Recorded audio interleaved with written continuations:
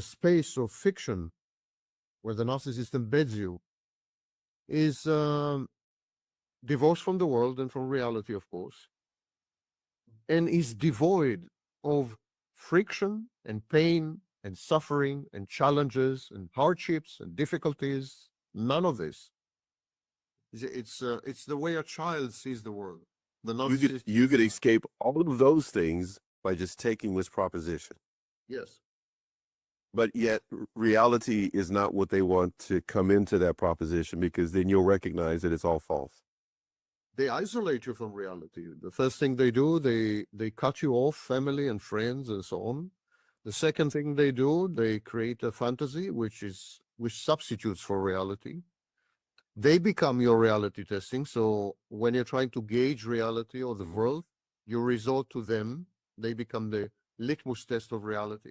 Always going back to them to check to see if this is something I should do. Should I wear this? Should I eat this? Yeah, they become the measure. Is this real? Is this real? This person. And this person, yeah.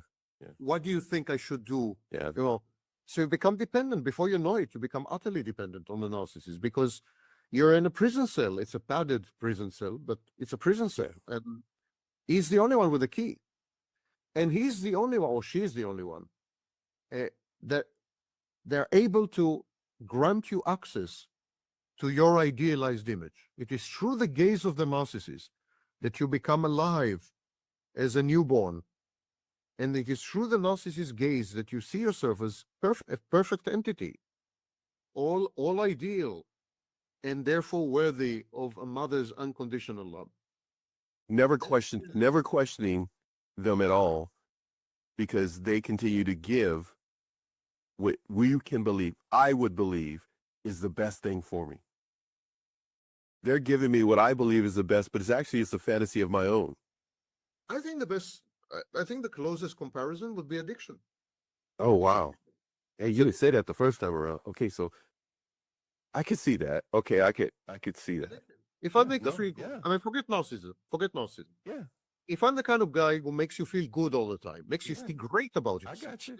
That you're the best and the greatest and it's amazing and drop dead gorgeous and super intelligent and what have you.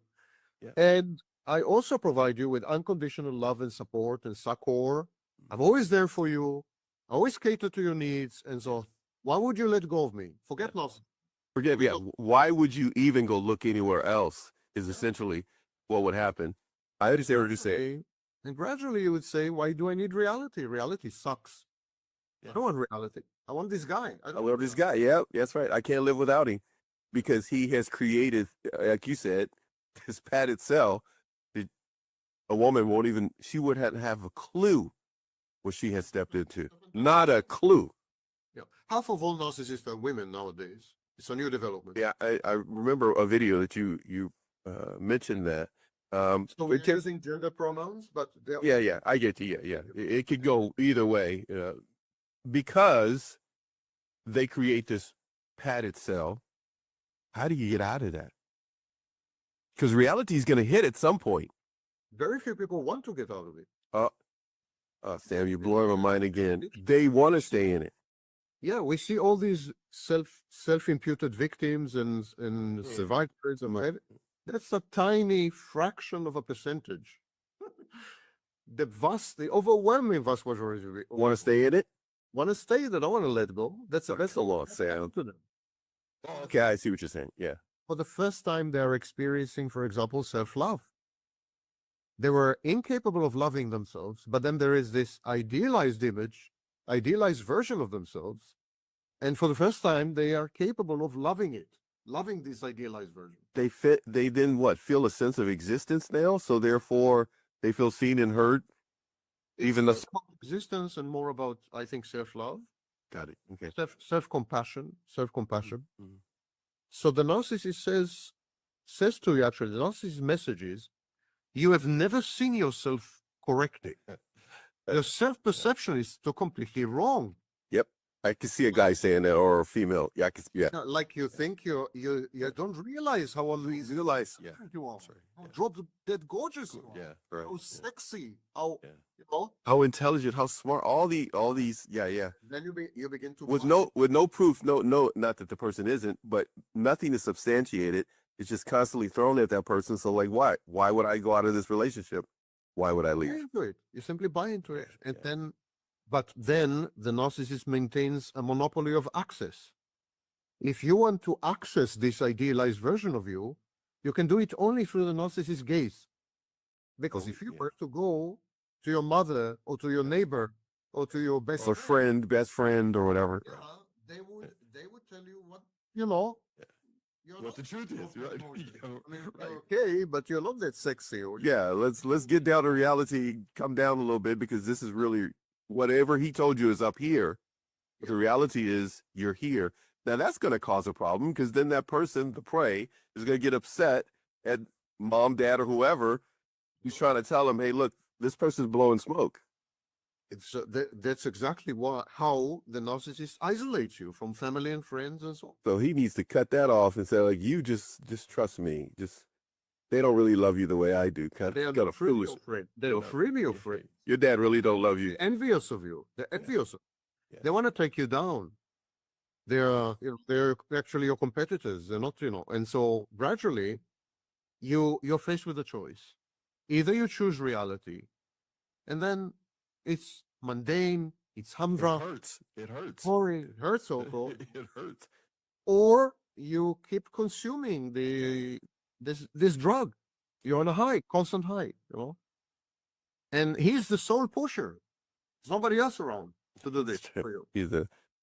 He's pushing that drug of narcissism. Or you say self-love. If you stick with me, don't you feel better about yourself? And the problem is that in today's civilization, in today's society, and so on, the messaging in schools, the messaging in the self-help industry, the messaging online.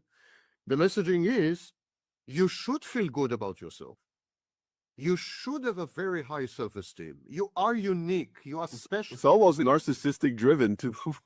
You're amazing. Yes. If you go to, if you, I mean, in the education system, teachers are now inculcated, teachers are taught to tell every child, you're amazing, you're special, you're unique, you're this, you're that. So the narcissist message sounds appropriate. It sounds realistic. Yeah. Because everyone else has been. Everybody else is saying it. Saying every advertisement, every social media platform. The narcissist message corresponds and it's loud propaganda. All other signals you're receiving, to all other messages you're receiving. There's no countervailing information. It sits well with the brainwashing of society at large. It's like the consumerism. What is the essence of consumerism? You deserve this. You should have it. I have it because somebody's holding you back from having this. Yes, you deserve it. You deserve. Yes, you haven't done anything really to deserve it. But no matter what happened in your life, you deserve this. You deserve. So if you don't go get it, yes, that's right. And if you don't have it, you're self-hating. Yes, you don't see yourself. You're not your own best friend. And what's your teacher's message? You're unique. You're special. You're amazing. You're fascinating. You're unprecedented. And what's the message of show business or the media? Say. So when the narcissist comes along and tells you that you're amazing, you've heard it all before. It doesn't sound crazy. It doesn't sound like crazy making. It sounds like, you're right. I am unique. I'm special. I am drop dead gorgeous. Yes. You got it right. There is no way that was as loud as it is today, what you're saying. When you started this, was it? No way. I'm just because I'm sitting there thinking, we're talking how many years ago? You said in 90s. Okay, so in 1984. In that time frame, you've been able to sit back and, as it were, I mean, you're seeing this become big. I've been warning against this since the mid 80s. What would you call it? Would you call it? And I told you earlier. I'm just going to say something I started to say earlier. If anybody's watching this Sam knows I've got numerous amount of questions off screen here from people from the first time he was on. We're gonna try to sneak them in every now and then, and Sam's just gonna do what he can before he has to go. But Sam, I got to ask this question: when it comes to narcissism, one of the questions is, in your opinion, is it an epidemic or a pandemic? No, it's a pandemic. It's everywhere. It's in China. It's in Wow. Egypt. It's in Israel. It's in Russia. I've lived in 15 countries. It's everywhere. Wow. I've lived in 15 countries on 4 continents. Male or female, doesn't matter. Young or old. Now it's a universal, absolutely universal phenomenon. And so narcissism is an organizing principle of modern civilization. It's also an explanatory principle. In other words, if you are trying to make sense of things that are happening, Yeah. politics and in your own personal life and so on, then narcissism comes handy. You say, for example, this guy is a narcissist. That He's explains its just- behavior. Put that sticker on that person, on that situation. Yeah, but it's not only a sticker, it has explanatory power. Ah, Explains to you why that person behaves the way they do. So many people, for example, are trying to make sense of Donald Trump. So they say, well, of course, he's a narcissist. And that's the end of conversation. It's the end of the Everything is conversation. explained. Everything is explained. Everything is. So narcissism is an organizing principle as well. But the narcissist's secret weapon is loneliness. The narcissist leverages Of the prey. Yes, the loneliness of the prey. When I started my work in the 1980s, a typical individual in Western industrialized societies had 10 close good friends. 10. Mhm. That's 10. That makes Not, sense. the number today is 0.9. So today, an average individual in industrialized societies has 0.9 good friends. That's a lot of isolated people, Sam. Well, it's an amazing shift within 40 years. 40 years. That's a lot of people not connected to somebody that is looking out for their well-being. And all types of interactions, sex included, are Mhm. declining precipitously. For example, the younger generations, Generation Z and so on, they're having far less sex than my generation. Far less. Hmm. Sex is a mode of communication. It's Mhm. talking with your body, basically. I mean, even in one Yep. then is it's a casual conversation, but it's a conversation. It's a dialogue. Mhm. And so these people are so disconnected. They're not even having sex. You know, people place much larger emphasis on animals than on other people. I'm just coming back from Vienna. Yeah. Vienna has an inordinate number of animal shelters. Like every second building is an animal shelter. Yet they have extremely few homeless shelters, Wow. maybe 2 or 3. They have like hundreds, if not thousands, of animal shelters, and they have like 3 homeless shelters. The animal is, in its care, is taking more precedent People have dogs. than People have humans. cats. People have dogs and cats. They don't have lovers. They don't have companions. They don't have friends. They have dogs and cats. Nobody's talking to each other.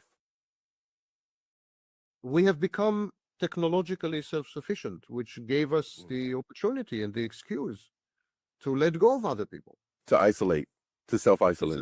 Listen, being with other people is a full-time job. Yes. It's hard. It requires investments and resources and commitment. You have to traverse the intersubjective space. There are hardships and difficulty. It sucks. Being with other people is, not always a pleasant experience. Actually, in the vast majority of cases, it's a really bad experience. So I get what you're saying. here we are, and technology allows us to avoid this. Totally avoid people. Totally avoid people, and we embrace this. We run to it and embrace it. I get what you're saying. Would you say it's an organized propaganda, narcissistic propaganda scheme to get people to live that life? I'm just throwing that out there as a weirdo. No, it just No, happened that this is would be a taking place. conspiracy. It'd be a conspiracy. Conspiracy. However, it is true that capitalism, and especially I could see that. techno-capitalism, Yes. would like you to be isolated, would like you to not have intimacy. To be on Facebook, to be on Instagram, to be on I always everything. say the following: if you have a boyfriend, Mhm. or a girlfriend, you spend less time on Facebook, which is bad for business. Facebook, this social media, they want you to be completely isolated and to have no one in your life, because other people take away from the profits of Facebook and Of Instagram, course, yes. YouTube, and so on. So they, Yeah. So the more two people are sitting at a park talking and stuff like that, they lose money. Yeah. They need you to be talking to people you've never met and give you hundreds of them, so you're addicted.